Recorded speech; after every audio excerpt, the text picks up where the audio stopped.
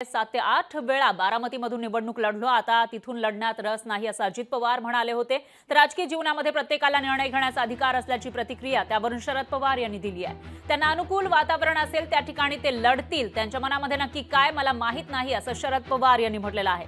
तर आतापर्यंत बारामती विधानसभा मतदारसंघातून निवडून येणारे अजित पवार आता मात्र बारामती विधानसभेतून लढण्यास इच्छुक नाहीयेत असं त्यांनी सांगितलं होतं आणि त्यावरून आता शरद पवारांची ही प्रतिक्रिया समोर आली आहे।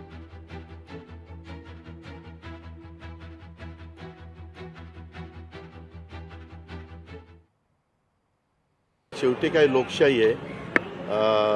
मला तर फार काही त्याच्यामध्ये रस नाही आहे, कारण मी 7-8 निवडणुका केलेल्या आहेत। त्याच्या संदर्भामध्ये जर आमच्या जनतेचा तसा कल असेल कार्यकर्त्यांचा, तर पार्लमेंटरी बोर्डामध्ये जरूर तोही विचार केला जाईल।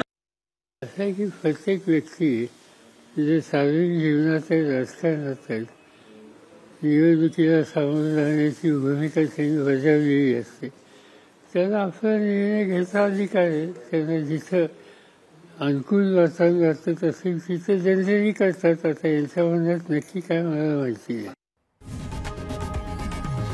लोकशाही मराठी ऐका, पहा, जागरूक रहा।